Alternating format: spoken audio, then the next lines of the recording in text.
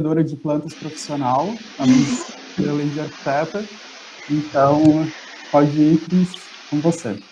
Boa noite, pessoal. Bom, como o Matheus falou, eu sou mestrando da FAU-UNB e atualmente eu estou estudando Direito à Cidade, Gentrificação e espaços ocupados por LGBTI+, no centro de Florianópolis. Eu estou buscando entender como as nossas ocupações tendem a ser gentrificadoras, principalmente pelo recorte de gênero, classe e raça de quem ocupa esses espaços. Porque a gente sabe, né, quem mais ocupa os espaços públicos são os gays, seguidos das lésbicas e de bissexuais, usualmente brancos e de classe média. Bom, mas eu não vou dar foco para isso na minha fala hoje. Eu organizei um texto, eu vou seguir a partir desse texto, porque eu acho que vai ficar um pouco mais clara, assim, a minha fala. Bom, hoje a minha fala vai ser um pouco mais focada nos movimentos históricos LGBTI+, e a relação desses na luta pelo direito à cidade. Eu vou começar falando um pouquinho sobre a história da revolta de Stonewall, que é considerado um marco no movimento LGBTI+. Depois eu vou trazer um pouco do nosso contexto brasileiro, falando brevemente sobre o Lampião da Esquina, o Xana Quinchana e o Levante do Ferros Bar, que é chamado o Stonewall brasileiro.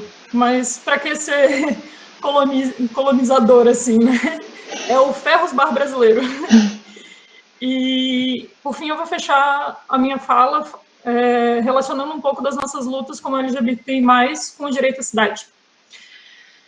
Bom, a revolta de Stonewall ela foi uma série de levantes feitos por LGBTI+, a partir de uma batida policial na noite do dia 28 de junho de 1969, no bar Stonewall Inn. Antes de falar disso, a gente tem que observar a conjuntura política da época. O fim dos anos 60 era um momento de ebulição para os direitos civis das minorias. Havia as lutas pela liberação feminina, havia os movimentos hippie contra a invasão imperialista dos Estados Unidos no Vietnã, e também as revoltas pelos direitos da população negra em 1968, com figuras icônicas como Martin Luther King e Malcolm X. Lembra um pouco o momento atual, né?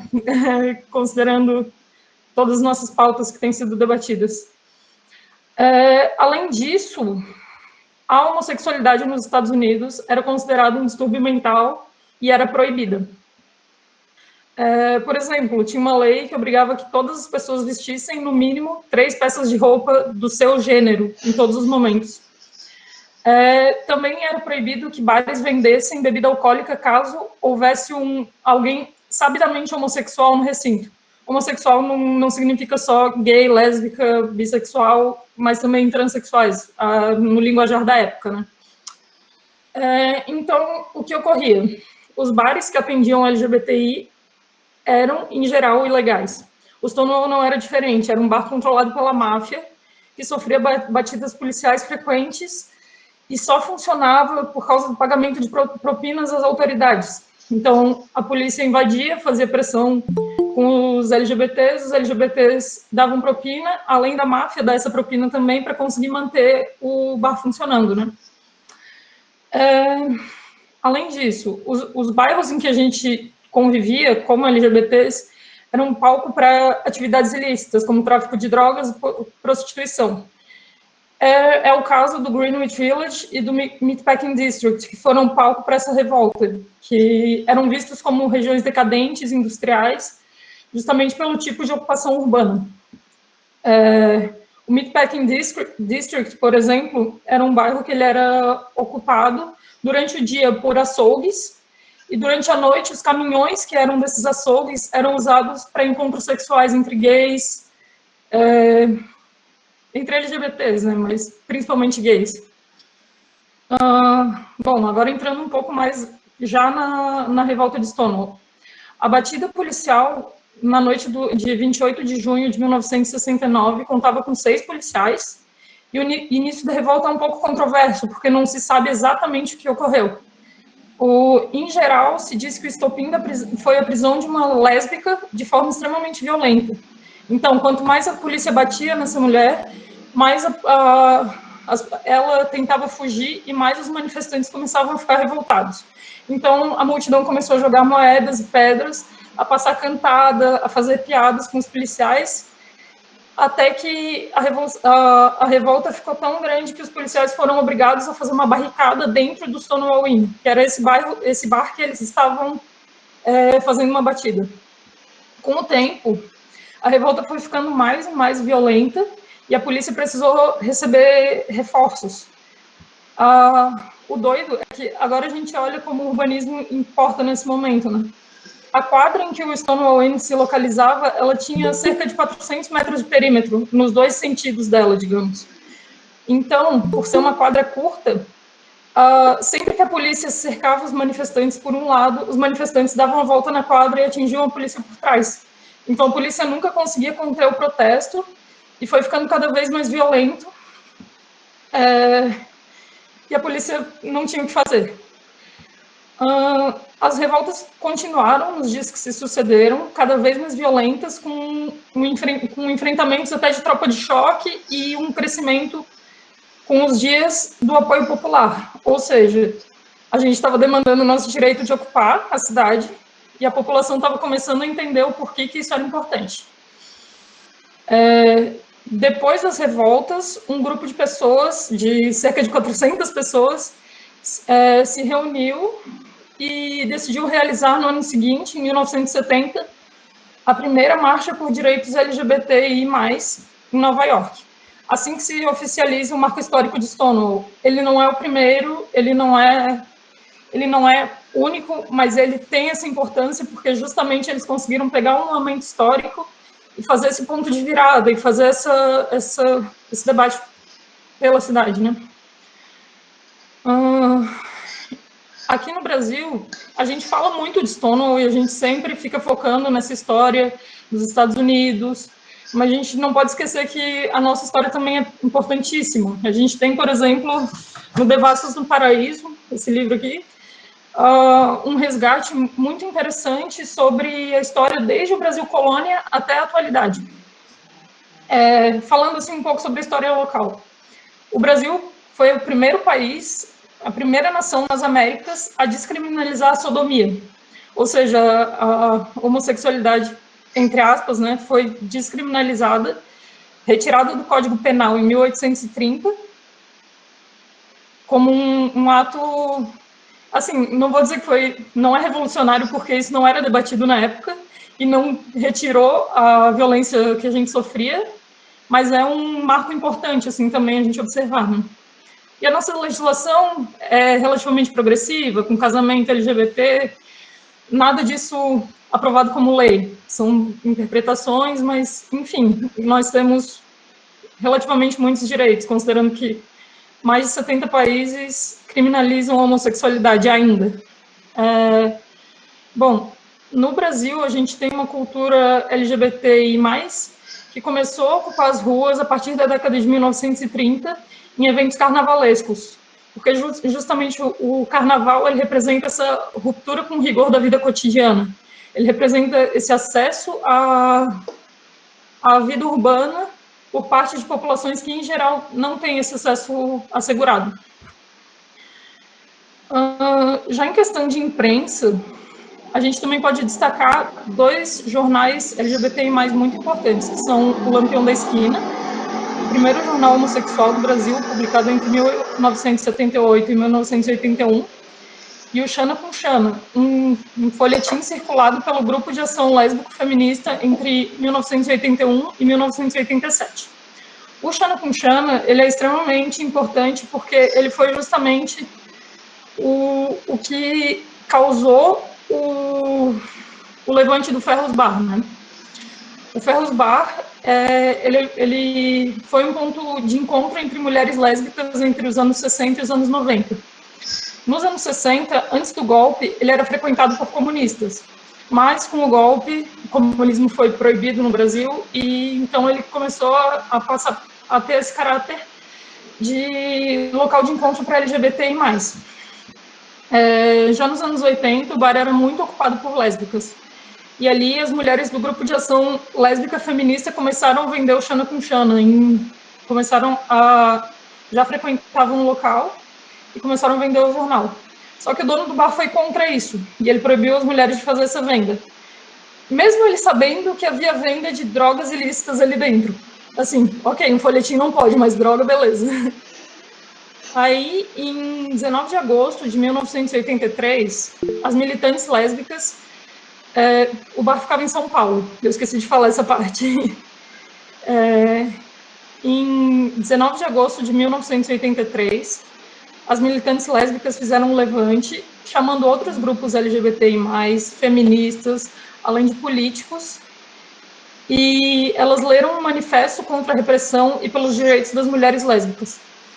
O levante resultou em um pedido de desculpas pelo dono e a liberação da venda desses jornais, né, do Xana com Xana. Ele foi um marco histórico no Brasil por justamente ser a primeira manifestação LGBTI+,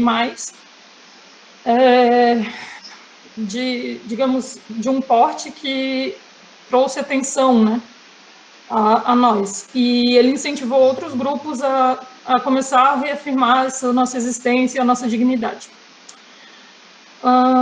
Bom, assim, sobre o Brasil, a gente pode falar muito mais, mas eu escolhi me ater a esses 3 pontos que a gente pode situar um pouco mais como o começo do nosso movimento, como um movimento LGBT mesmo. Mas, na mesma época, a gente teve a criação do grupo Somos, a gente teve a criação de diversos grupos pró-direitos LGBTI+, a gente teve, enfim, né, N movimentos que começaram a pedir os nossos direitos. E, bom, nós, LGBTI+, temos dados que mostram que a maior parte da violência contra LGBTI+, ocorre no espaço público. Eu acredito que o Bruno vai falar um pouco mais sobre isso, então eu não vou me aprofundar nesse tema. Assim, a gente vê que o nosso direito à cidade ele não é assegurado. Isso porque a cidade é planejada, em geral, para um sujeito tipo. Ele é o homem branco, heterossexual, de classe média, que tem acesso ao carro.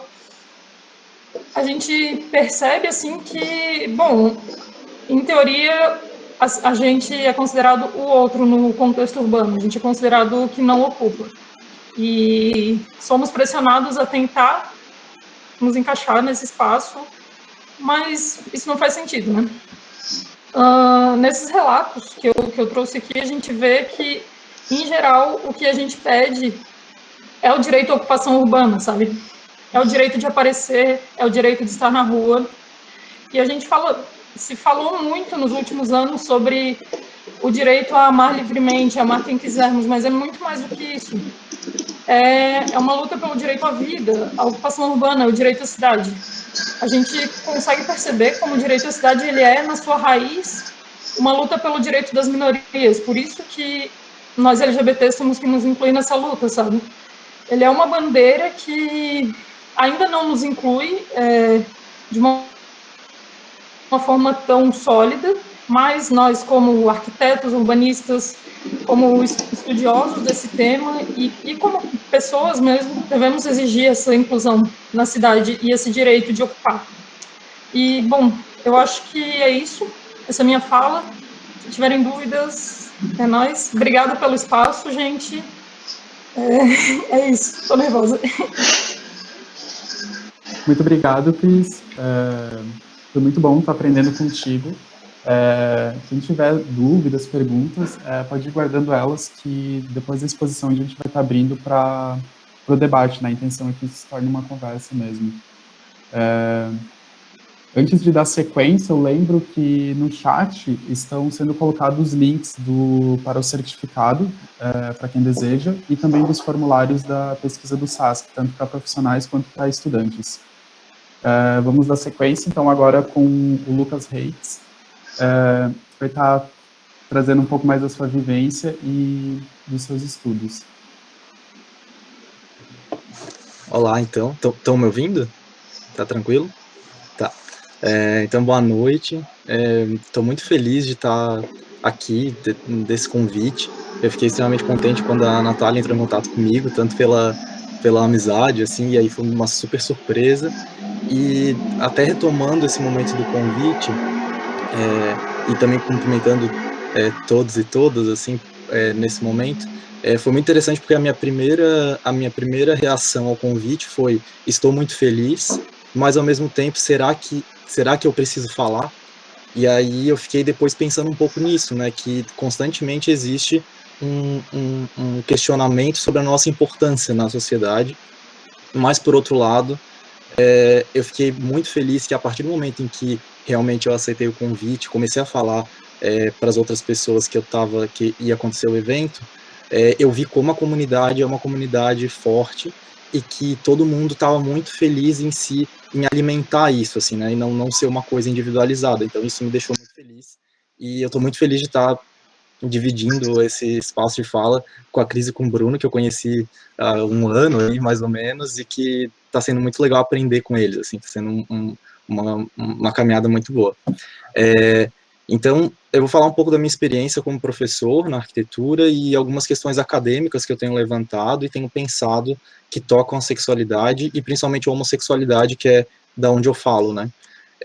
E é bem, assim, tem algumas coisas que, para mim, e talvez até para alguns que estão aqui ouvindo, porque eu sei que alguns viveram algumas coisas comigo, vão parecer até curiosas e engraçadas, mas é porque, para a gente entender até o traje cômico.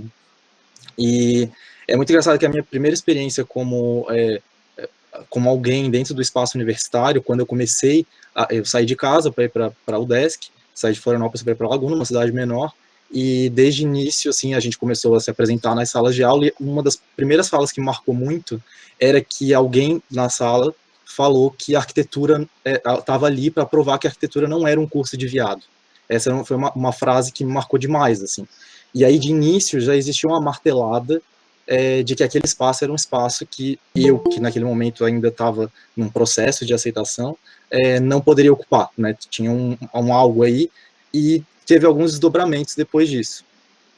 E durante a universidade, tanto como estudante de graduação, depois como estudante de mestrado e agora como professor, a gente consegue perceber que existe um discurso da generalização do humana, né, assim, da experiência humana.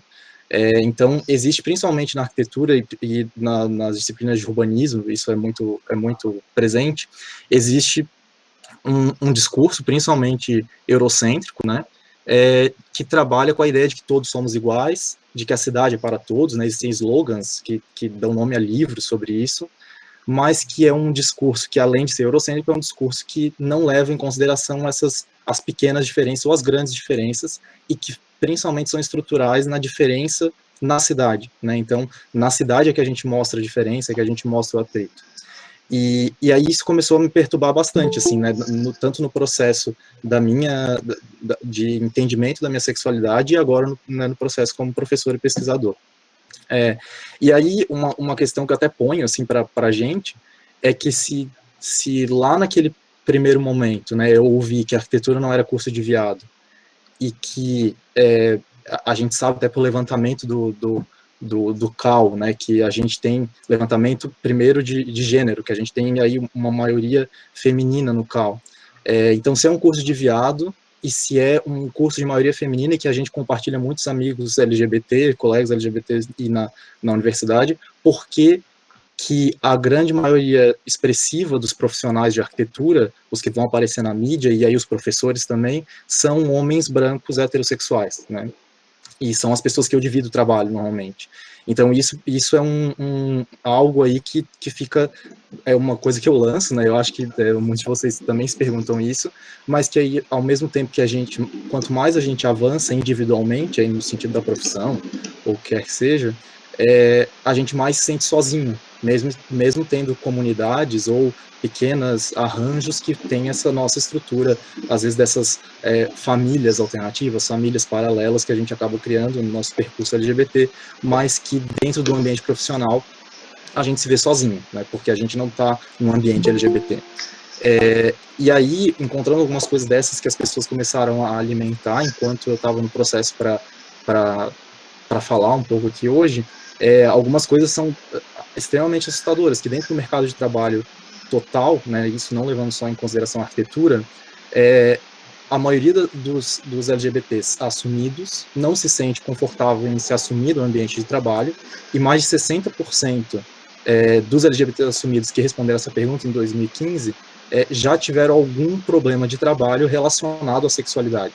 Né? Então, isso eu com certeza acho que está subnotificado, né? Como a gente está acostumado à subnotificação, tanto brasileiros LGBTs, assim, eu acho que a subnotificação é um problema, mas aí a gente vê como isso afeta de forma estrutural a nossa vivência, a nossa produção na arquitetura.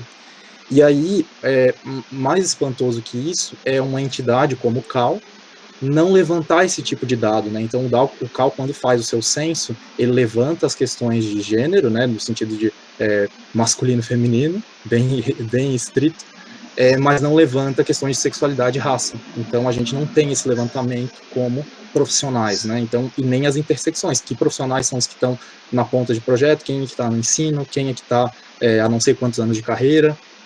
É muito mais uma questão de quem emite mais RRT, né? Tem sido.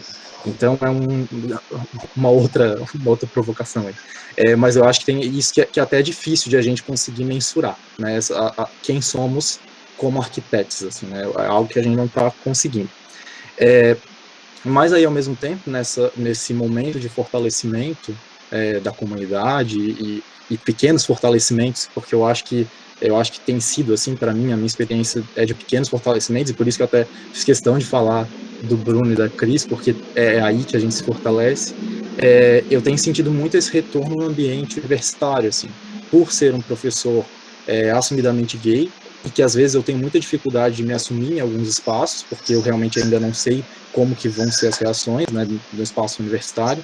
Agora que eu estou numa instituição há bastante tempo e que foi a instituição que eu me formei, é um pouco diferente o quadro, mas já passei por outros bocados.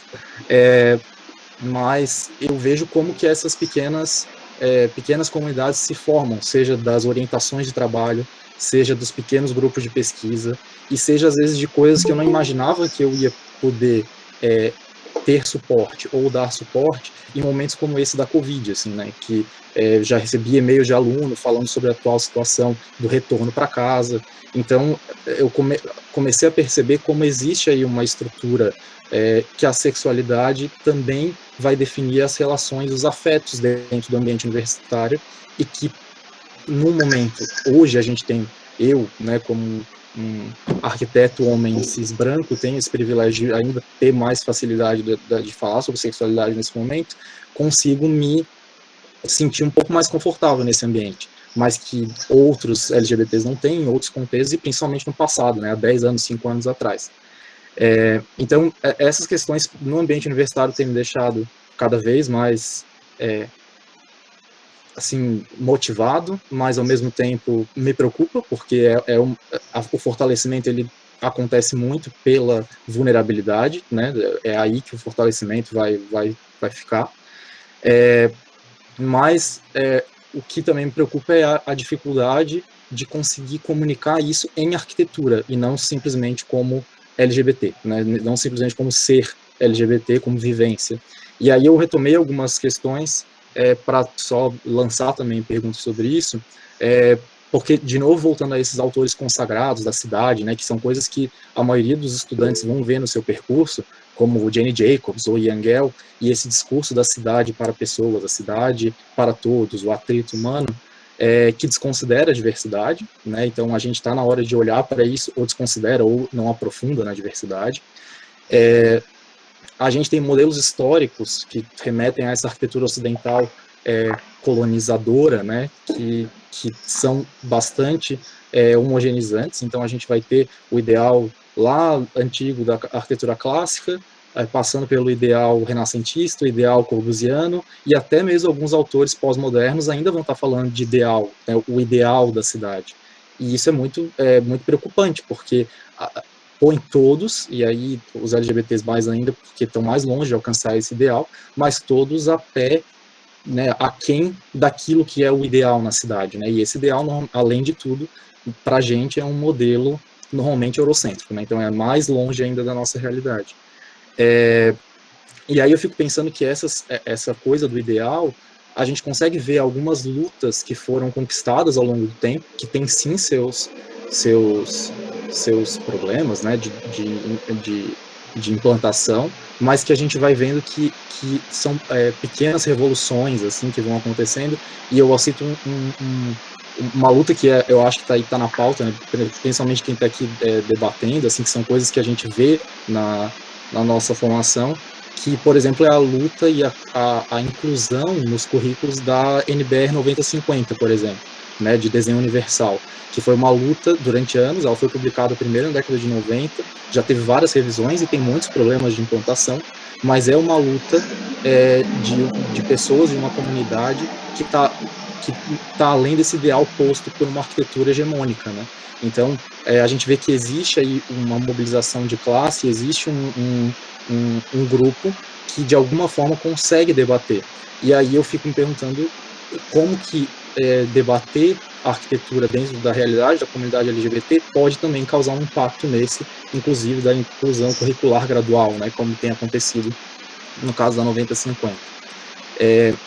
E essa inclusão, eu acho que eu estou vendo pequenas partículas que vão acontecendo e que às vezes não surgem de mim, e aí isso eu fico muito feliz, surge às vezes de mulheres heterossexuais, nesses casos, que é inclusive questionar a instância família, por exemplo. Quando eu estudei, e às vezes habitualmente, na hora que eu falo mesmo, até numa sala de aula ou até com clientes, família sempre é a família heterossexual, pai, mãe, filhos, né? E quando a gente fala, inclusive, do ambiente multifamiliar, da edificação multifamiliar, sempre é pensando nessas pessoas e dimensionado para essas pessoas, né? São pessoas que seguem aí, de novo, esse ideal e essa imagem hegemônica. E aí eu fico pensando como que quebrar, e aí eu vejo um programa residencial numa disciplina lá na quarta fase que já começa a incluir um casal de lésbicas, que já começa a incluir um pai gay com 2 filhos adotados. Então já existem outras configurações familiares que começam a debater essas instâncias que são tão fixas na arquitetura, né, que é o programa habitacional familiar, é o programa mais caro, eu acho que normalmente aparece nos currículos, que mais é o primeiro programa que os alunos têm contato, né? E aí eu ponho até em questão, para além dessas configurações familiares, uma configuração familiar, que é a configuração normalmente que muitos LGBTs passam, que é a perda do seio familiar originário, né, que é normalmente em momentos de expulsão e ida para outras famílias que não são a família genética, né? Então existe aí uma outra família, que é a família do afeto, que não é só a família que vai se construir a partir de relações de sangue, né?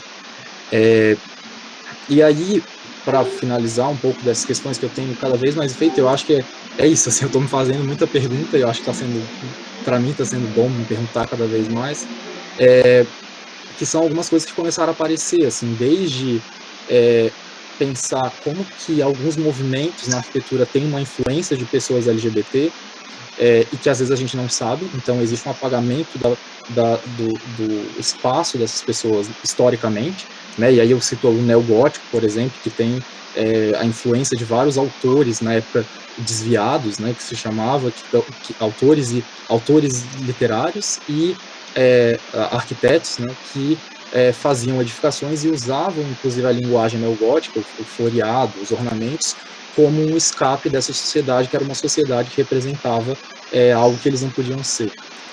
Ou até mesmo os tipos arquitetônicos que começam a ser pensados para produzir na cidade, né? Que a gente está, como eu falei do programa residencial, mas existem outros programas que a gente começa a pensar que eles estão aí sendo usados por LGBTs, e aí eu falo, de novo, eu como homem, gay, LGBT, por exemplo, os espaços de cruising, né, que seriam esses espaços públicos de encontro entre normalmente homens homossexuais, de atividades sexuais públicas, ou os banheiros, né, que são banheiros públicos que normalmente são espaços de encontro, principalmente de homens de maior idade. Então existe toda uma estrutura intrincada num programa arquitetônico e que ela não está sendo debatida, porque o que está sendo debatida é a função primária, que é a função heteronormativa, é a função que ela está posta, né, que ela está no Neufer, é a que está na bula.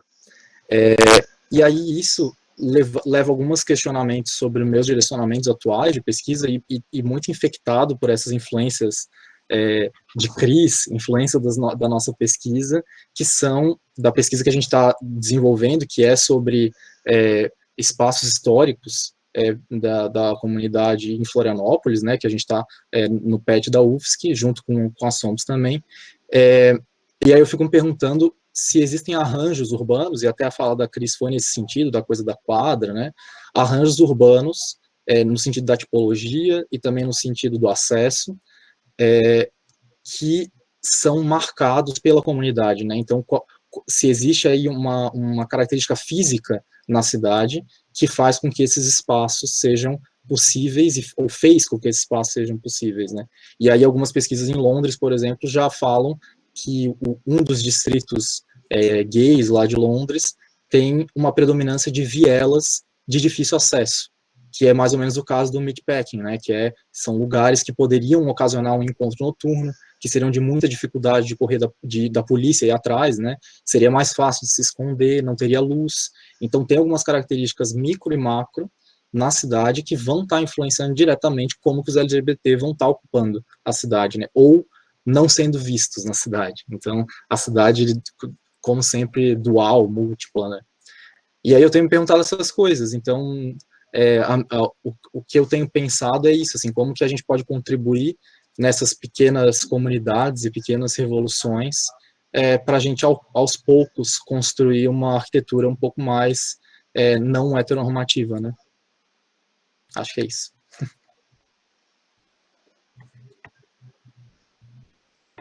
Muito obrigado, Lucas, pela tua fala.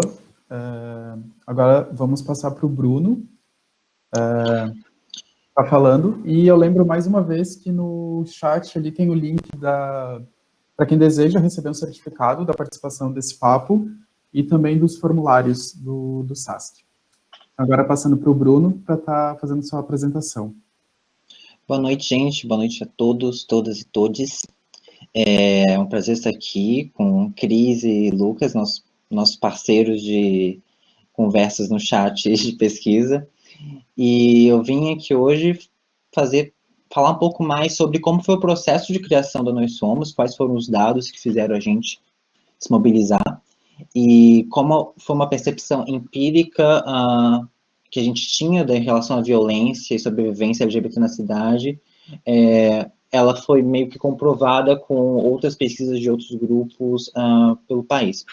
Aí eu tenho uma apresentação que eu vou tentar conectar aqui agora. Eu estava testando antes, esperem, ver se vai funcionar. Select window. Vou apresentar agora uma janela. Agora não está indo. Quando eu estava testando, estava indo. Só um minuto. Foi. Vamos lá. Vocês conseguem ver? Façam assim com a mão. Então, gente, para falar sobre esses dados, sobre essa relação, eu começo trazendo um fato que não há dados. Primeiramente, nós não sabemos nem quantos LGBT somos do grupo de arquitetura, mas nós não sabemos quanto LGBT somos no país em geral, porque o censo do IBGE não inclui sexualidade e identidade de gênero como uma questão a ser perguntada nas suas entrevistas. É uma pauta que é levantada pelo movimento LGBT há muito tempo e até então não foi explicado por que essas questões não foram inclusas, e provavelmente não será incluso no próximo, no governo Bolsonaro. Seguindo isso, nós sabemos, os dados que nós temos atualmente, os principais dados são ligados às violências de assassinatos, né? Então, parcialmente sabemos o número que é subnotificado de mortos pela LGBTfobia, mas nós não sabemos os dados em relação à gama de violência anterior ao assassinato em si, ou seja, a violência verbal, assédio moral, tratamento discriminatório. Nós não temos a noção de o quanto isso ocorre, onde ocorre e quem é a principal vítima desse tipo de crime.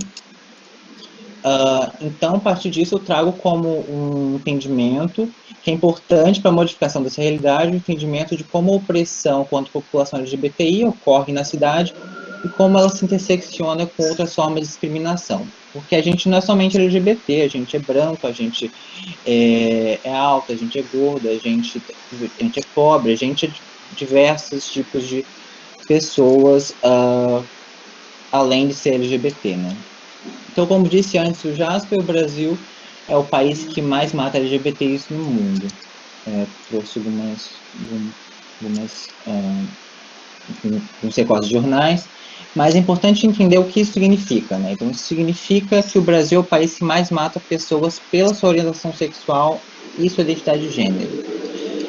Mas o que isso significa? Significa que o Brasil é o país que a população LGBT sofre, além da violência urbana, ela sofre pelo risco de morrer de algo, não por algo que fez e nem por algo que tem, mas por existir, por respirar, por amar, por viver, por ser quem é, por transitar na rua. É um tipo de violência aquém a violência comum que todos os brasileiros sofrem.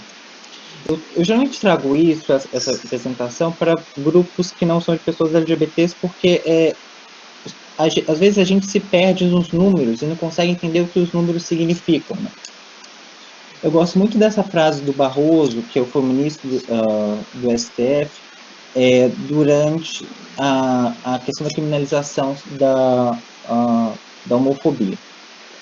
Que ele traz que a homossexualidade não é uma escolha, é uma circunstância da vida, e sendo assim, o Estado intervir para garantir o direito dessas minorias. E, em outro momento, ele traz que sempre que o modelo de pensamento fundado na exploração da ignorância e do preconceito põe em risco a preservação dos valores da dignidade humana, da igualdade, do respeito mútuo entre as pessoas, estando a prática de discriminação dirigida a comunidades expostas a riscos de perseguição e intolerância, mostra-se indispensável que o Estado ofereça uma proteção adequada a esses grupos hostilizados.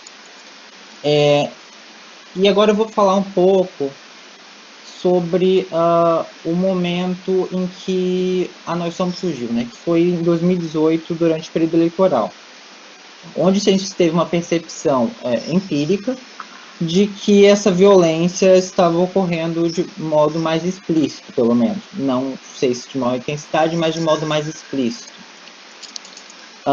E isso foi de acordo com a pesquisa do Grupo Gênero e Número, que é um grupo financiado pela Fundação Henry Ford, que fez a primeira pesquisa sobre violências sofridas durante o período eleitoral de 2018.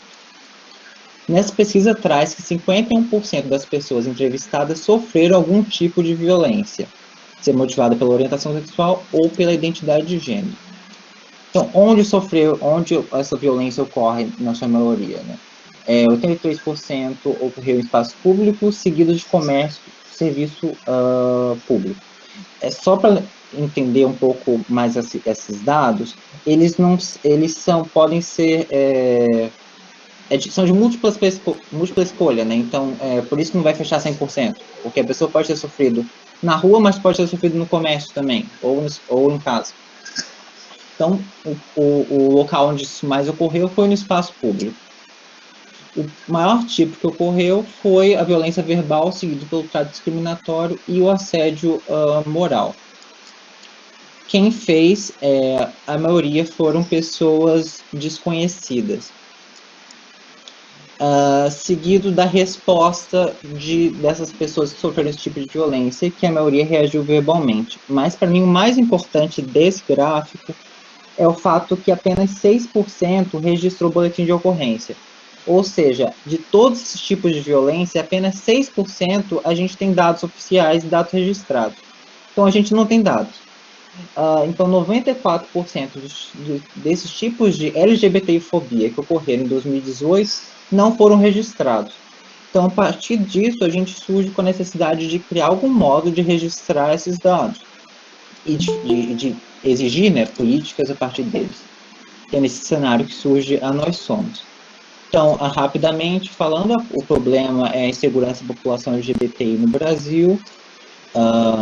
Estima-se, né, não temos dados pelo censo, mas estima-se que nós somos 20 milhões de brasileiros LGBTIs, onde 35% já sofreu algum tipo de discriminação no trabalho. Esse dado depende de acordo com a pesquisa e a metodologia. E segundo o Think with Google, 50% da população LGBT prioriza marcas que apoiem a causa, mesmo contra ofertas mais vantajosas. Então, a partir disso, falando de outra coisa, a LGBTfobia, ela não é somente o momento onde ocorre uma violência física ou verbal. Ela existe, ela está presente no momento onde, por exemplo, você fica angustiado de ir numa consulta de um psicólogo pela primeira vez, porque você não sabe se ele vai te atender bem. Como o Lucas falou, o medo de se assumir no ambiente de trabalho está presente quando você vai no restaurante e você não segura a mão do seu namorado porque você tem medo do olhar alheio. E esse tipo de LGBTfobia que ela fomenta a LGBTfobia da violência física posteriormente, né? Então, a insegurança do dia a dia, né? Então, a gente traz 2 relatos. Eu fui num restaurante bem recomendado, numa cidade que eu não conhecia, e sofri preconceito. E outro é, eu e minha esposa precisávamos de um pintor, mas temos medo de sofrer discriminação.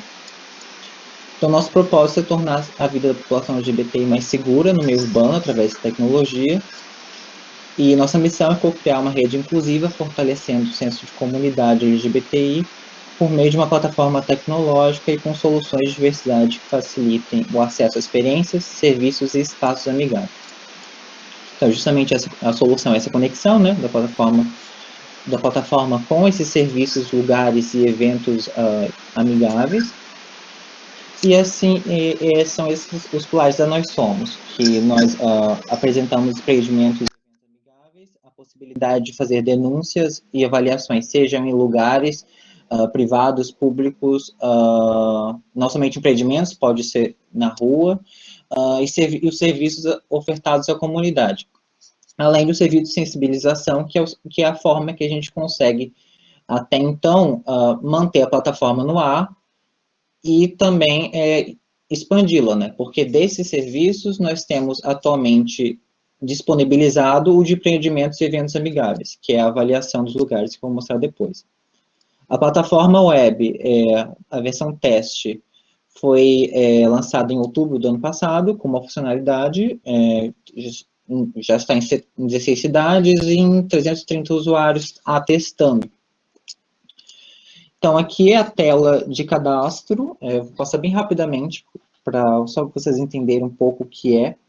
A gente tem, nisso, a pessoa diz qual, além da letra que ela pertence, né, a raça, onde que ela é, a idade, e para que assim a gente consiga coletar esses dados de modo mais preciso, porque a gente entende que a violência que a população LGBT sofre, ela não é igual para todas as pessoas, né? Ela é diferente para uma lésbica negra, para um gay branco, para uma pessoa trans mais velha. A gente não pode tratar a LGBTfobia como algo raso e generalizado. Aqui somente mostrando um pouco como é visualmente. E os lugares avaliados até então, eles apresentam esses 2 tipos de nota, né? Um que é a nota do atendimento e outro que é a nota da atmosfera. Isso vai ser modificado para a versão atualizada, que vai sair no segundo semestre. E, além disso, a nota, ela apresenta qual é a nota desse local a partir da letra. Então, por exemplo, porque um local ele pode ser gay-friendly e pode ser racista. Ele pode ser transfóbico, mas ele atende bem gays e lésbicas. Então, a vivência ela não é igual para todos. Mostrando um pouco mais. E eu vou mostrar um pouco mais, dando um spoiler do que vai vir posteriormente, né, no segundo semestre. Que além de a pessoa... a nota anteriormente ela era dada de 1 a 5, agora ela vai ser dada a partir de conceitos. Então, vai ser a vontade, se a pessoa vai se sentir à vontade, confortável, mais ou menos, frustrada ou humilhada no lugar. E a partir desse conceito, terá tags que informam de modo mais preciso o porquê aquele local é bom ou ruim. Então, por exemplo, eu posso dizer que eu me senti à vontade e, além disso, é um local claramente antirracista. Então, assim a gente consegue especificar melhor as diferenças dos lugares, ou transamigo, e mais ou menos, mas o público foi, eu me senti mais ou menos, porque o público era snob, ou o atendimento foi pouco acessível. Eu me senti frustrado porque eu sofri o assédio, ou senti humilhado porque me insultaram, eu sofri discriminação explícita. E por que que a gente mudou para conceito? Porque nos testes que a gente fez com essas pessoas até então, era perceptível que a maior parte das pessoas votavam ou 1 ou 5, elas não votavam o entre 1 e 5, elas votavam de modo binário, de gostei ou não gostei. E às vezes você não gostou do lugar, mas você não sofreu uma agressão verbal, você não foi humilhado, você só teve um atendimento pouco acessível ao público, ou você acha o público snob. E então a gente mudou o preconceito para que essas notas novamente possam expressar melhor o que a pessoa realmente sentiu naquele lugar. E também virá a opção de denúncia, que outro aplicativo também já possui, que você vai poder denunciar algum tipo de LGBTfobia que ocorreu na cidade. Isso não somente mais estabelecimentos. Você diz onde ocorreu, a data, o horário, o que aconteceu, assédio verbal, humilhação, alguma especificidade, homofobia, misoginia, lesbofobia. A gente incluiu gordofobia e racismo porque são especificidades que, em teste, também se mostraram necessárias, mesmo sendo com enfoque a LGBTfobia, e também porque, às vezes, a pessoa sofre mais de um preconceito ao mesmo tempo. E como aconteceu, né? Então, tem a descrição do que ocorreu em si. E dessa forma, com esses dados coletados, isso a gente vai conseguir, por exemplo, ver quais áreas urbanas há uma maior quantidade de casos de violência verbal, de violência física, os tipos de violência, o perfil das vítimas, quais postos de saúde que têm serviço para a população trans, porque é uma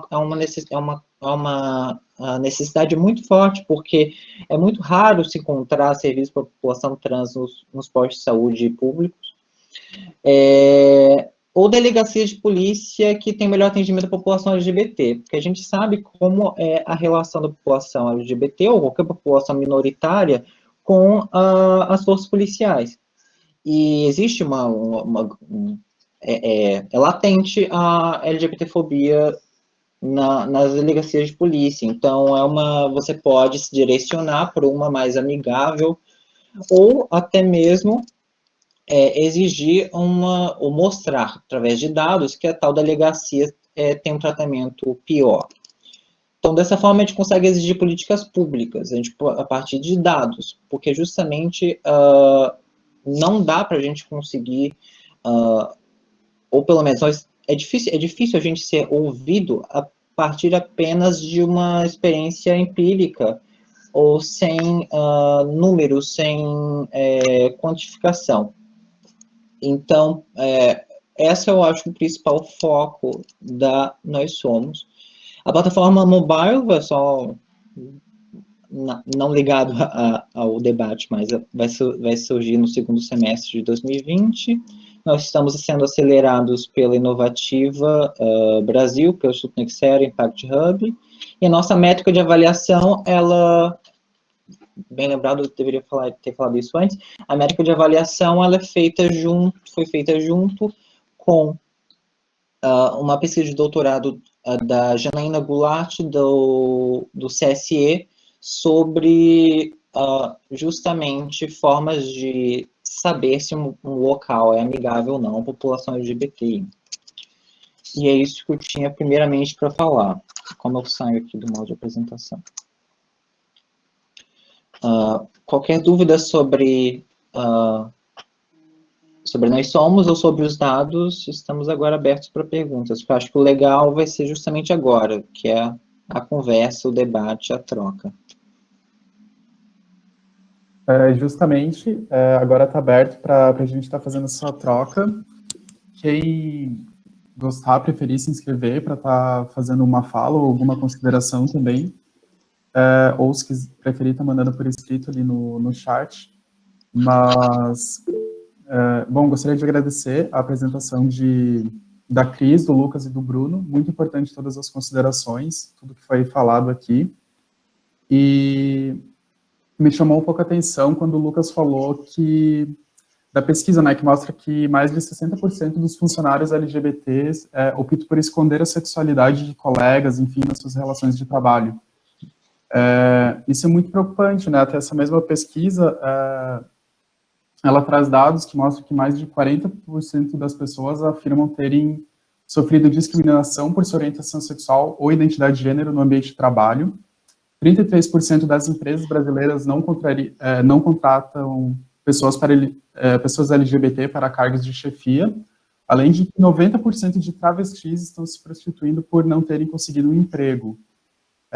Esses dados variam de pesquisa para pesquisa, mas eles foram coletados pela CUT de Santa Catarina. Deixa eu ver o que mandaram aqui no chat. Então, se alguém tiver alguma consideração ou alguma pergunta, às pessoas, aos nossos convidados. Eu posso começar fazendo um pequeno... A hora que a gente pensou essa linha, né? Eu acho que foi uma linha de pensamento que no fim foi até mais, para mim pelo menos, né? Vendo de fora, foi até mais do que eu esperava, porque realmente o que a Cris coloca, a questão do histórico, assim, internacionalmente e nacionalmente, né? E depois o Lucas falando sobre a questão de uma forma muito pessoal mesmo, e isso eu achei bem legal, principalmente para a gente que não faz parte dessa comunidade, que vê de olhos de fora, assim, né? E aí o Bruno traz, assim, uma solução prática para um problema vivido pela população, assim. E isso me deixou muito... Na verdade, muito, muito leve, muito contente, assim, porque a gente vê que, como a Cris falou, as questões de legislação no Brasil, elas são bastante avançadas, e não só nessa área, né? Nas áreas de arquitetura, de habitação social, de planejamento urbano, de participação social, a gente tem legislações bastante avançadas, relativamente avançadas. E isso traz, assim, uma realidade da questão da luta que é muito mais prática, assim. E isso também, assim como eu já via isso, principalmente na questão do planejamento urbano, acho que aqui também, né? Nesse caso também, a gente tem algumas questões, alguns históricos, assim, que são bem importantes para a gente ver, olhar para frente e conseguir ter um direcionamento, assim. E isso é bem... E uma coisa que me surpreendeu, assim, essa fala do Lucas em relação à acessibilidade. É muito real, né? A legislação, em geral, da questão da acessibilidade universal, ela é muito avançada e ela realmente veio, né, de uma luta de uma comunidade específica que há anos luta por essa questão da acessibilidade, a ponto de que hoje qualquer arquiteto que for fazer um projeto tem que assinar a RRT com a responsabilidade civil e criminal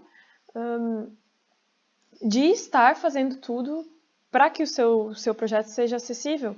E isso, né, às vezes a gente vai lá, clica o negocinho, o botãozinho na RRT, faz o projeto ali acessível e esquece, né, o que veio antes. E isso, tanto agora nesse caso, mas acho que em todos os casos, né, serve como, de certa forma, uma inspiração para que a gente coloque todos os direitos das pessoas no nosso dia a dia do trabalho, assim, né, principalmente a questão da cidade em geral, que é onde 85% da população brasileira vive, e que é o nosso trabalho, né? O nosso trabalho de arquiteto, de urbanista, de planejador, e que a gente tem que saber, a gente tem que conhecer, tem que conversar, porque justamente é nosso trabalho fornecer esse direito à cidade para as pessoas, para todas as pessoas, né? Todos os recortes. Parabéns, gente. Foi bem legal todas as falas, e eu acho que principalmente para quem não faz parte dessa realidade, mesmo assim estando próximo de pessoas e tal, e vendo algumas coisas no dia a dia, mas nunca é a mesma coisa do que a gente conversar assim, né? Mas eu queria contribuir em relação ao que você disse agora, porque justamente na Nós Somos a gente traz isso como uma busca, como uma iniciativa, né? Mas esse debate ele é muito mais amplo e complexo, porque é uma ferramenta tecnológica, ela não é uma solução para um problema. Então, por exemplo, para pessoas que não têm acesso à tecnologia, essa ferramenta não vai servir, né? Eu estou fazendo aqui o papel de promotor atacando Nós Somos. Mas a gente tem que enfrentar a realidade como ela é, e que, por exemplo, o dado que o Jasper trouxe, né, que 90% da população trans está em situação de prostituição. Outro dado também que é correlacionado é que a expectativa de vida da população trans no Brasil é de 35 anos de idade. É realmente isso que eu falei, 35 anos de idade. A média de idade de assassinato da população trans por LGBTfobia no Brasil é 27 anos. Então, são pessoas que são, durante a adolescência, geralmente, são expulsas de casa, entram na prostituição. Deixando bem claro que eu não estou fazendo um julgamento de valor em relação à prostituição, mas sim porque para muitas não é uma escolha e nem uma opção, mas entram na prostituição pela busca de sobrevivência, e que vivem a cidade totalmente à mercê, né? Então, nós todos sabemos onde a população trans, onde os travestis que trabalham com prostituição na cidade estão. Em qualquer cidade. Qualquer um sabe, é em tal rua que elas estão, em tal bairro que elas estão. E elas estão na cidade somente em um horário específico. A gente vê elas aos montes somente em um horário específico. Mas onde elas estão no resto do tempo da cidade? E a gente não vê elas nas ruas. E me marcou muito durante o processo de pesquisa da Nós Somos, que numa das falas com a Liros, que é uma líder trans aqui de Florianópolis, ela era a presidente da DEC, agora não existe mais, mas ela falou uma coisa que marcou bastante, que era que ela se sentia mais confortável andando de noite do que de dia. E eu perguntei o porquê, porque é um pensamento muito aquém qualquer pensamento de uma pessoa, qualquer pessoa cisgênero que vive a cidade, ou pelo menos que não vive a realidade dela. E ela disse que é porque de dia ela é o sujeito estranho onde todos olham e todos identificam rapidamente como ameaça. Como ameaça não, como algo a ser atacado. E de noite ela é o sujeito estranho que ameaça. Então ela se sente mais protegida porque as pessoas têm medo dela justamente pela visão que a população tem da população trans como a população ligada à criminalidade e à vivência da prostituição. Então, eu acho que também é muito importante esse debate, a gente trazer para ver justamente essas populações que justamente não estão nesse debate. Por exemplo, nessa roda de conversa, a gente tem muitas pessoas lésbicas, gays e bissexuais, brancos, debatendo a cidade, que tiveram acesso a estudos, coisas do tipo. Mas, ao mesmo tempo, nós também temos o privilégio de poder velar a nossa sexualidade em algum momento que nós sentimos bem para isso. A população trans não tem essa possibilidade, na maior parte do tempo, de velar a sua identidade de gênero. Então, isso é totalmente ligado à violência que eles sofrem. Então, não sei se eu estou me estendendo, mas eu acho importante a gente pensar justamente não somente o que a gente aqui sofre, mas também os que não estão aqui sofrem e que estão mais. Eu vi a pergunta do Gabriel Pedrotti que eu posso responder já. Só para emendar, né? Para não falar muito. A avaliação dos estabelecimentos é feita pelos usuários e não judicialmente, né, pela lei, não há uma exigência de que o lugar aceite ou não ser avaliado. É igual um Reclame Aqui ou uma avaliação de 5 estrelas do Google. Você não precisa ter uma autorização do lugar para dizer que ele é homofóbico. Basicamente isso.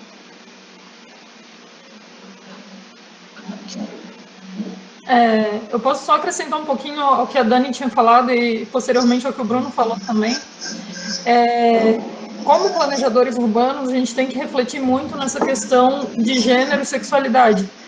Em geral, a gente fala muito de gênero a partir da visão da mulher cisgênera e da sua vivência na cidade, mas o que o Bruno falou é justamente sobre essa vivência da mulher transgênera também, né? Eu vou pegar aqui um pouco da teoria do urbanismo de gênero a partir da visão da mulher cisgênera, porque justamente é a fonte de referência assim, principal que a gente tem. O urbanismo de gênero, ele põe que a cidade ela é um lugar que se torna mais inclusivo para todo mundo quando ela é planejada a partir da visão de um grupo que é excluído da cidade, né? Isso quer dizer que, se a gente faz uma cidade que ela vai ter a particularidade do planejamento, que vai incluir uma mulher trans, para que ela possa circular no espaço público de dia, a cidade vai se tornar mais inclusiva para o homem cis, branco, hétero também, sabe? Porque justamente ela é uma cidade mais diversa, enfim, né? O problema disso, a gente tem um risco de se perder naquele discurso de novo de fazer a cidade para todos. Porque a gente sabe que quando a gente fala do todos no urbanismo, atualmente, no Brasil, a gente está falando, o todos, ele é esse sujeito individualizante, que é o homem branco, heterossexual. Então, a gente tem que começar a transformar o nosso urbanismo para pensar justamente num jeito de inclusão equitativo e não necessário, a gente tem que cuidar no uso do igualitário e equitativo nesse caso, porque não é igualitário, as particularidades são importantes, mas o equitativo é justamente buscar com que todos sejam inclusos, né? Enfim, era só isso que eu queria falar, assim, e levantar esse debate até na questão do SAS que está presente, na questão de... Eu acho que tem gente do IPUF presente nessa conversa também, assistindo, então, assim, levantar esse debate para que a gente pense nisso, né? Eu posso emendar um pouquinho na fala da Cris e da tua. Eu acho que é muito importante a questão da cidade equitativa, como a Cris falou, assim, eu acho que é justamente nesse sentido que eu acho que todos nós conversamos, e até essa coisa de quando tu levantou, e quando até eu me questionei mesmo da NBR 9050, né, e das lutas de comunidades e classes que vão, de alguma forma, inteirando o conhecimento da arquitetura, eu fico pensando que, no caso, especificamente da NBR 9050, existe um desdobramento espacial, né? Existe uma questão que é a adaptação ou a oferta de um espaço que vai atender a uma população. E aí eu acho que uma das maiores dificuldades, até para a gente se entender como comunidade, como que a nossa comunidade pode impactar no conhecimento gradual da arquitetura, é que a gente está tratando de subjetividade e a gente está tratando de algo que não necessariamente é quantificado, né? É muito difícil de ser quantificado e espacializado, que é o que a arquitetura normalmente depende da espacialização, né? Assim, essa arquitetura que vem como uma norma ou que vem como uma lei, ela vai depender de coeficientes mínimos, de áreas, né? E eu acho que na questão da sexualidade, a gente vê a espacialização como um resultado. Então, é a pessoa trans, né, as travestis em tal espaço da cidade, é o espaço da população jovem LGB, né, só gays, lésbicas e bissexuais. Então, a espacialização ela se dá como um resultado do processo de discriminação, e não como uma ferramenta de libertação, né? Então, eu acho que esse é um desafio que a gente pode começar a assumir, como que a gente, para além do debate real, assim, que é esse que a gente está fazendo, que eu acho super importante ter esse espaço no sindicato, como que isso pode se transformar numa ação efetiva, né? Como que isso pode se transformar lá no plano diretor, como pode se transformar na NBR, que seja, mas né, nesses documentos que vão reger de alguma forma a amplitude da arquitetura, porque na academia isso fica restrito, né? Ele fica restrito a quem está pesquisando, as pessoas que estão debatendo, e aí quando a academia se expande, ou quando a academia se funde com essas lutas de classe, as lutas de comunidades, as lutas específicas, é que eu acho que daí a coisa realmente acontece, que eu acho que no plano diretor, como o caso do Estatuto da Cidade, estão aí para provar isso para a gente, né, que existe uma comunhão das várias entidades para construir alguma coisa junto. Então, eu me pergunto como que seria, né, como que me pergunto, lhes pergunto, e eu acho que ponho assim para isso assim, como é que a gente poderia pensar nessas formas efetivas ou formas reais, né, de efetivação dessa cidade também olhando para a comunidade. E é uma pergunta que é mais para pensar, né, não quero respostas. Ou quero também, né, fazer o quê?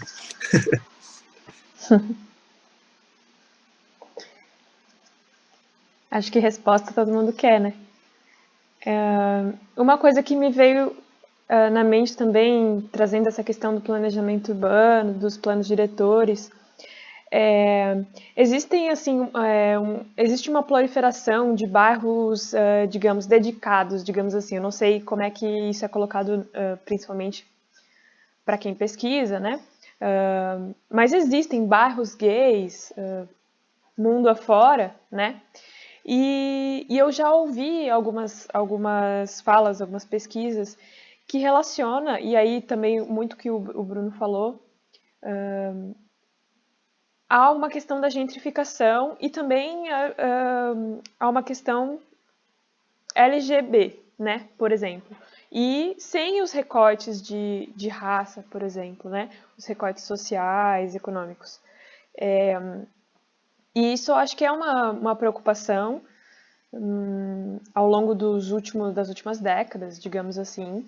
E eu queria, daí, aberto aos debatedores, quem tem um pouco mais de vivência nisso, se puder responder um pouco de como é que as coisas estão sendo debatidas em relação, que relaciona, né, planejamento urbano, cidade, e não só a questão LGBT, a fobia e tal, mas também essas questões bastante preocupantes do recorte de raça e recorte social.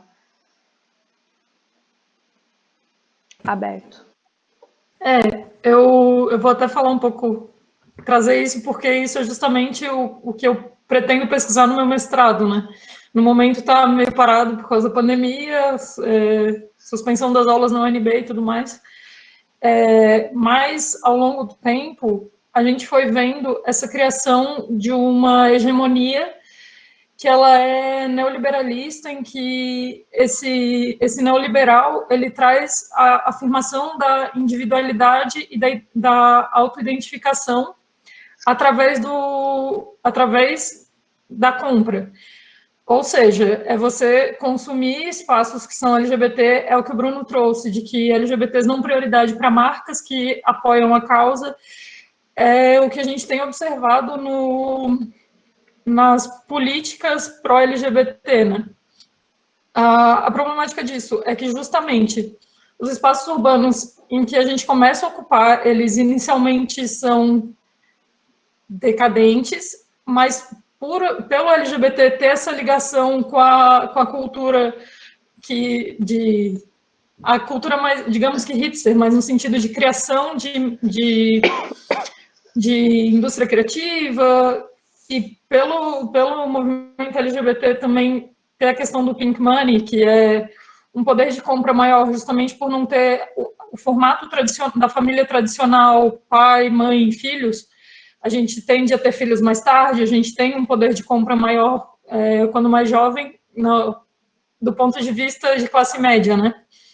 A gente acaba tendo esses espaços que começam a ser consumidos por LGBTs, vai sendo ampliado o consumo, digamos, né? Incluindo públicos, eu vou usar a palavra alternativos, mas não é exatamente isso, mas incluindo esses grupos mais hipsters, e o lugar começa a ser gentrificado, começam a surgir bares da moda, começam a surgir tudo isso, e as populações que anteriormente ocupavam são expulsas. A gente está vendo esse processo ali no Centro Histórico de Florianópolis, justamente a minha área de estudo, e eu acredito que isso só vai ser substituído com uma quebra de hegemonia. Eu não sei, não faço a mínima ideia de como fazer isso, porque justamente eu sou uma dessas pessoas, eu sou uma mulher lésbica, cis, branca, de classe média que ocupa esses espaços e que consome isso. Bom, só levantando assim o porquê disso acontecer, sabe? Eu não tenho solução, não faço ideia, mas é isso, gente.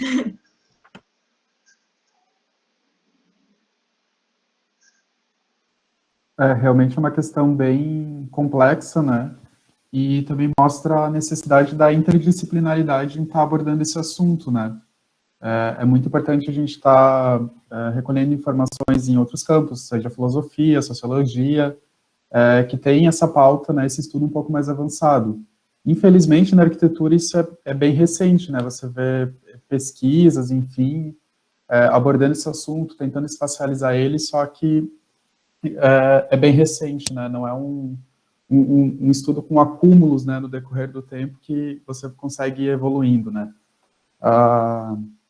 Até esse foi um dos desafios, assim, eu estou iniciando aí na minha pesquisa de mestrado, mas alguns pesquisadores, homens, inclusive mais velhos, que eu conversei antes de iniciar e com esse tema, muita gente me falou que isso não era arquitetura, que não era do campo da arquitetura estar estudando isso e tudo mais, que eu estava arrumando para a cabeça, enfim.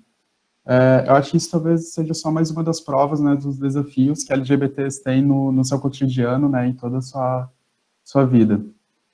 E, como a Cris falou, isso é uma pergunta meio que sem resposta, mas eu acho que o importante é que os direitos que a gente tem, que a gente conquistou, tudo que venha, ele tem que chegar até a ponta dessa sigla. Não adianta também a gente estar só debatendo aqui entre brancos, de classe média, cisgêneros, e não estar pensando nas famílias LGBTs das periferias, das favelas, das pessoas trans que estão lá, que estão nessa ponta e estão sofrendo muito mais, que são triplamente exploradas, enfim. Então, talvez um começo seria conseguir levar até essas pessoas e estar incluindo elas mais efetivamente na cidade e no trabalho, principalmente, né? A gente não, dentro do capitalismo, né, não tem como transformar o espaço sem dar oportunidade para as pessoas, né? E é um pouco daquilo, né? Quantos talentos se perdem por causa disso, né? Quantas pessoas que, enfim, teriam tanto a estar contribuindo e não conseguem por causa do preconceito. Só para falar uma coisa, Matheus, é importante a gente observar que se está incomodando homem, branco, hétero, classe média, é porque a gente precisa estudar, né? Eu acho que isso também entra na questão de que o arquiteto e urbanista se autocentra no planejamento urbano. A gente esquece que é multidisciplinar, tem geógrafo, tem engenheiro, tem arquiteto, tem antropólogo. Eu acho que essa interdisciplinaridade é importante e também é importante mudar essa visão do urbanismo para o planejamento urbano, para justamente a gente conseguir conformar mais a cidade a partir de outros pontos de vista, né? Uma coisa que eu queria falar sobre isso também, que eu, complementando o que a Cris falou agora, é justamente essa visão também de que é meio antiquada do urbanista como uma pessoa que vai resolver os problemas de todas as mazelas da sociedade, né? E na questão LGBT específica, é porque é um preconceito não somente, dependendo da letra, por exemplo, a questão do ter, também entra a questão econômica, mas é uma questão de moral, né? Uma questão de moralidade. Então, você, por exemplo, você consegue... É difícil achar outras minorias que têm uma questão comparável em relação a essa moralidade. Você pode dizer, por exemplo, os judeus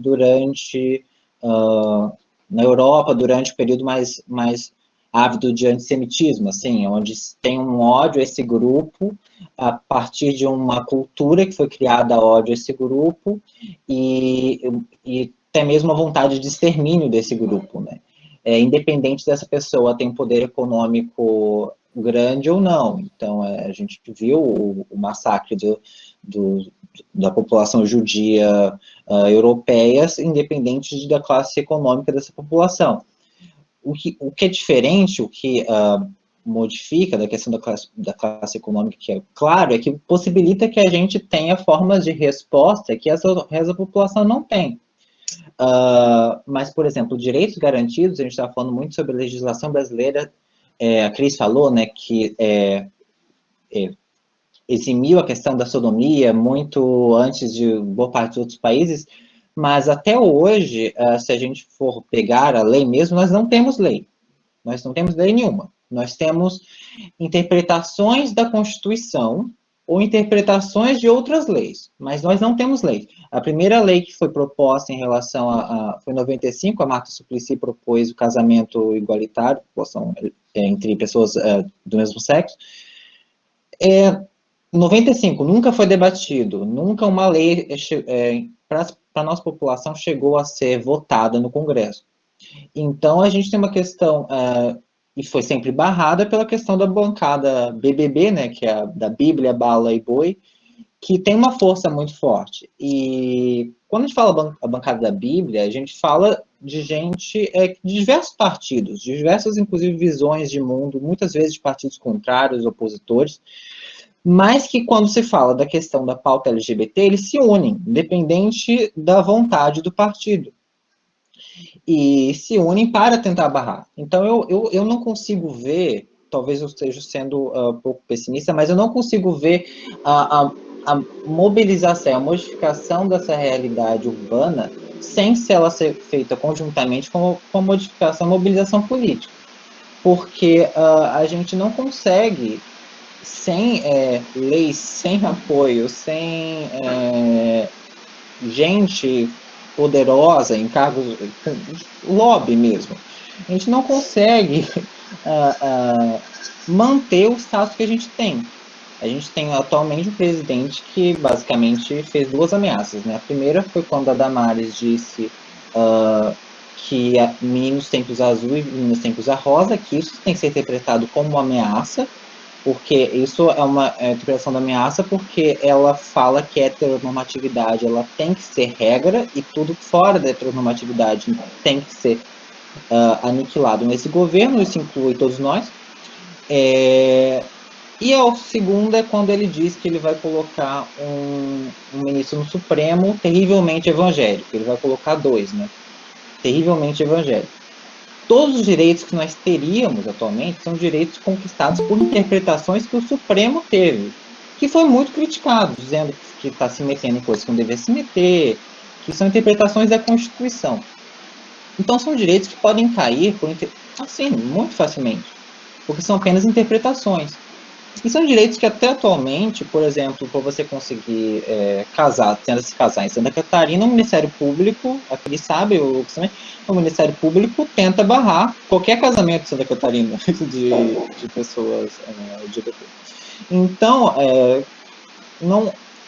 essa visão de que a gente tem direitos já conquistados e que agora é só ir para frente, eu acho um pouco otimista demais.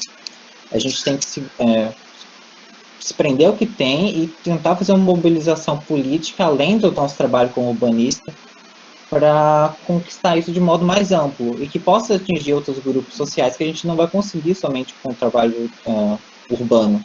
Porque a gente sabe da dinâmica da gentrificação, a dinâmica do capital, como constrói esses lugares de exclusão.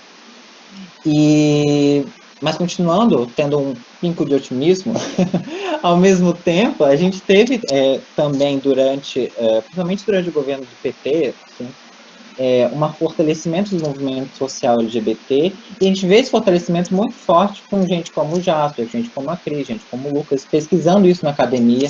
A gente vê o surgimento de coletivos na academia, não somente coletivos LGBTs, mas coletivos feministas também, é uma coisa muito forte e que se entrelaça de certa forma. Então eu acho, só complementando o que eles disseram, eu acho que nossa atuação para melhora da situação não é somente através do urbanismo, mas através de outras áreas também.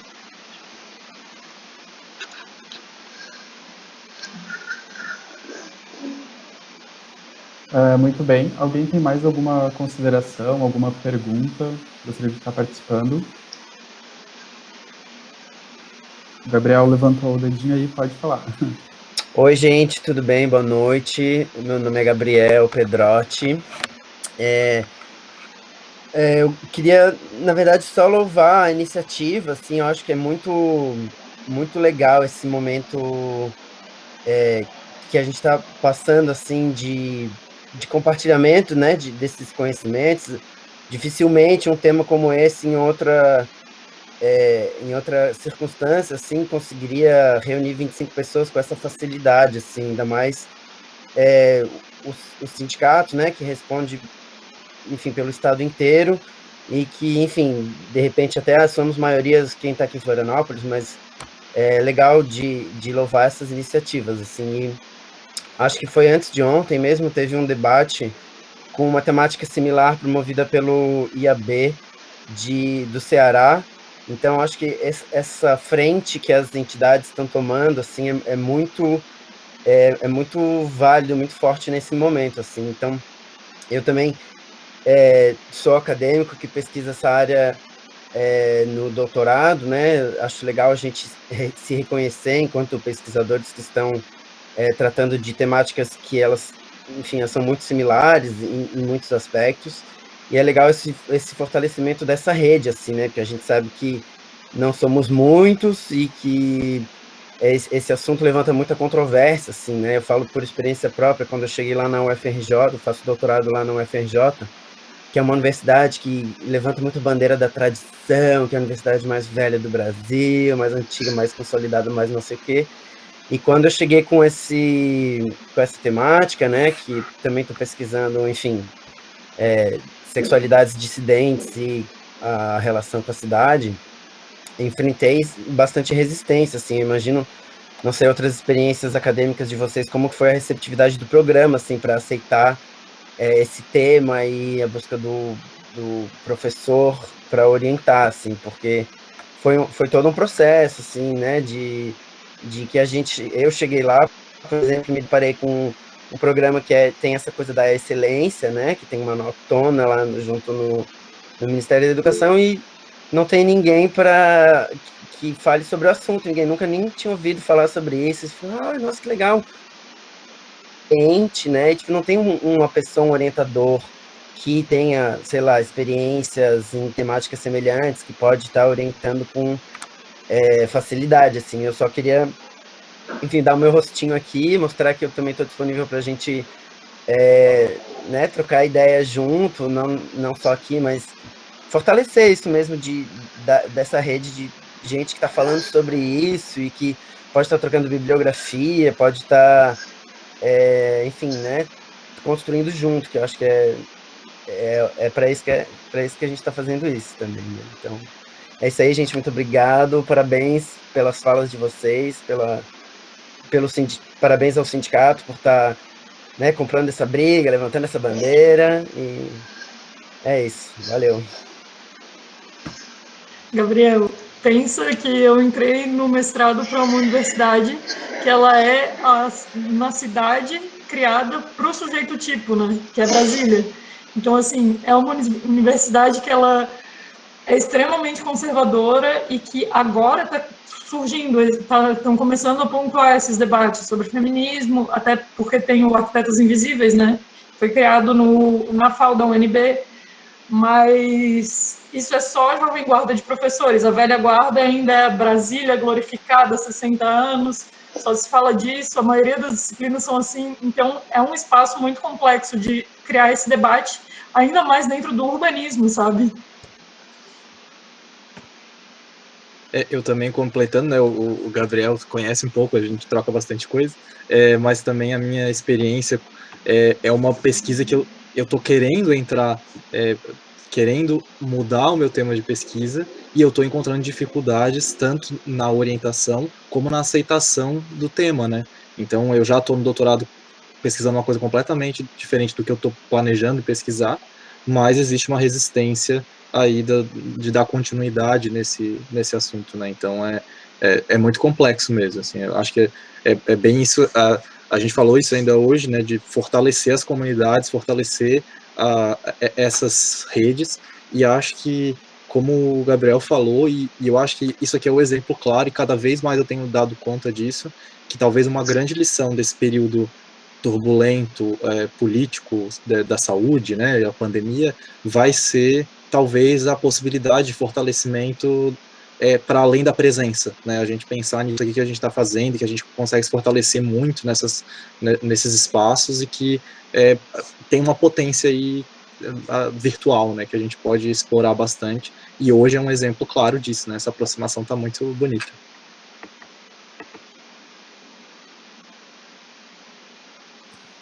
Com certeza, né? E lembrando que estamos em ano político, né?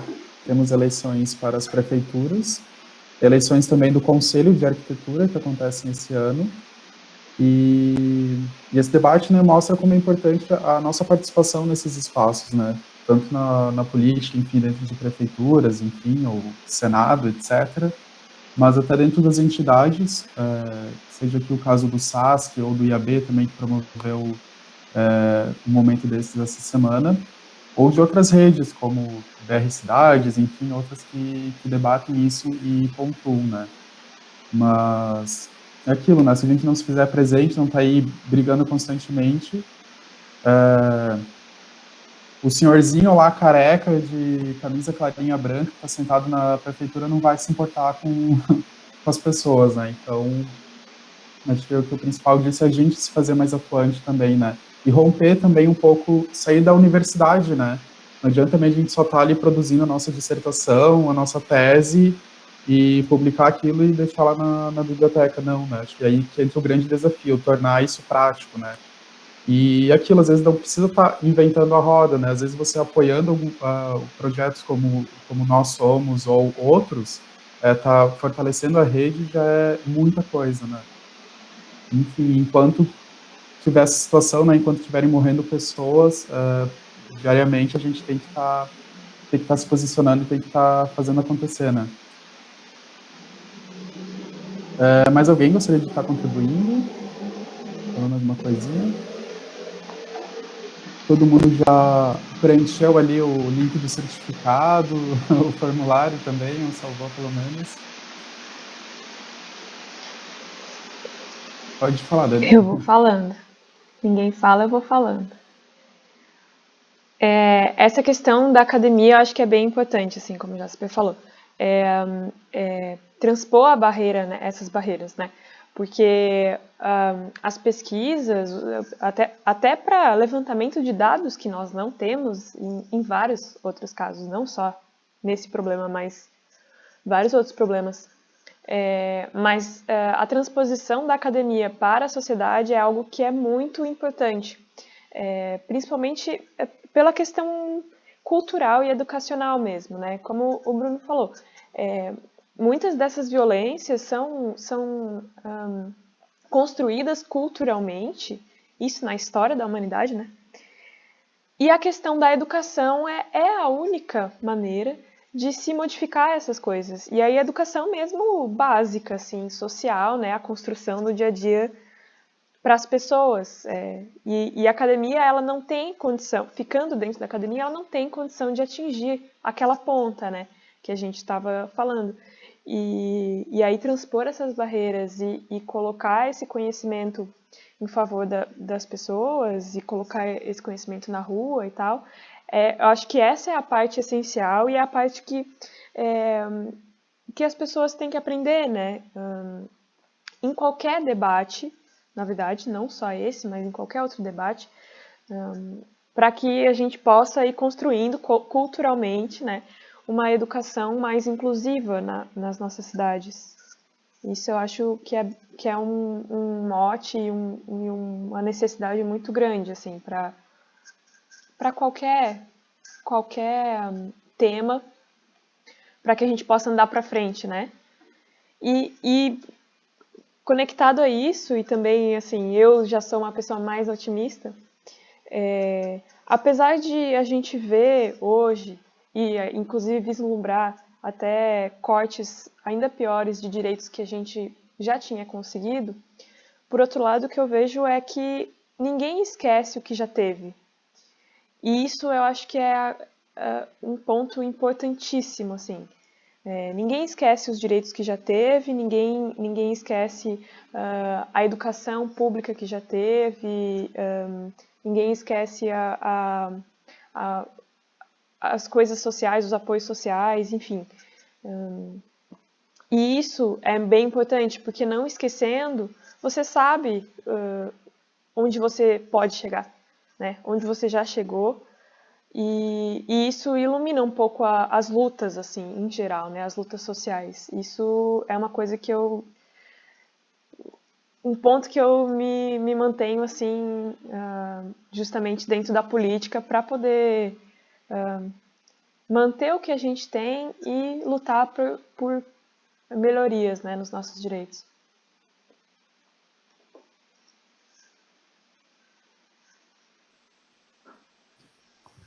Alguém teria mais uma contribuição? Mais alguma colocação a ser feita? Mais uns 15 minutinhos para a gente sextar, né?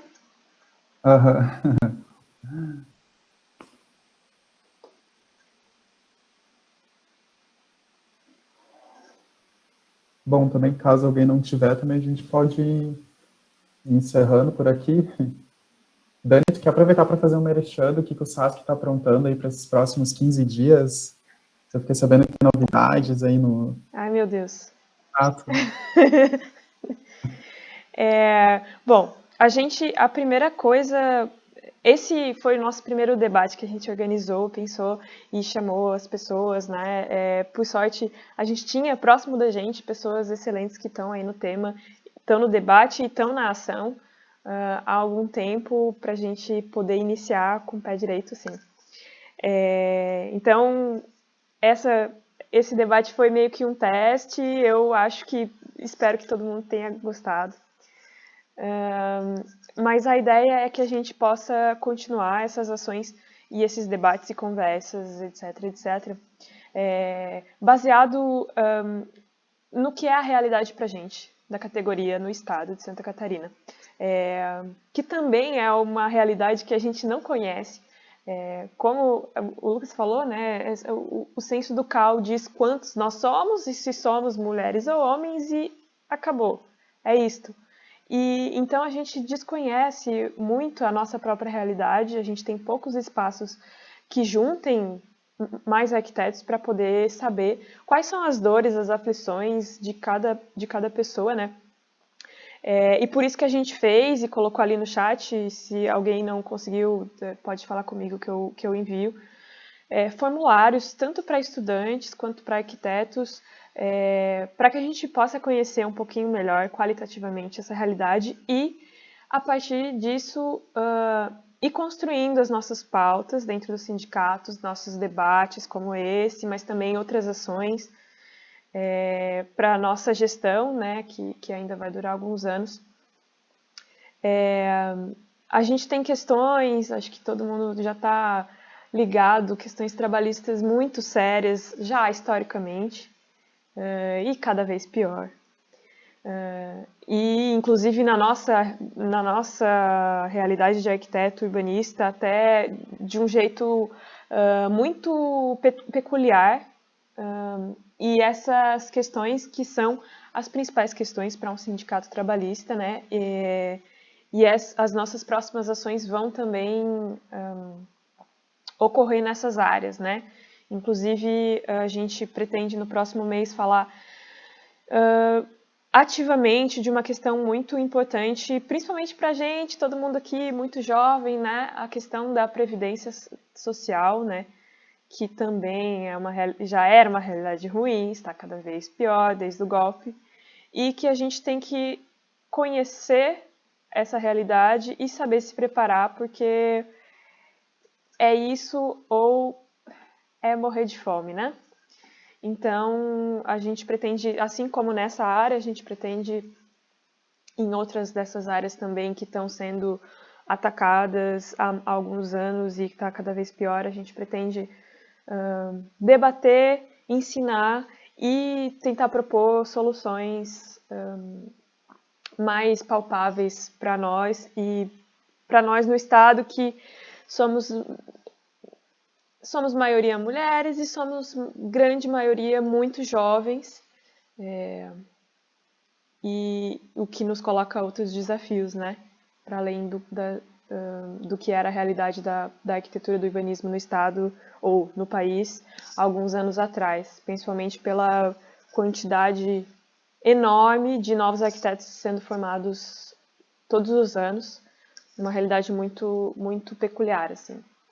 Por enquanto é isso, a gente, assim, início de gestão, querendo saber mais das pessoas, dos arquitetos do Estado, justamente para que a gente possa atingir em cheio as dores da nossa categoria. Então, por favor, enviem as suas contribuições. É isto.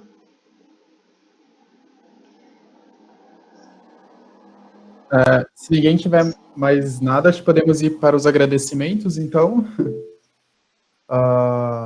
Gostaria de começar agradecendo a Cris, o Lucas e o Bruno, especialmente, por terem aceitado esse convite, estarem aqui participando.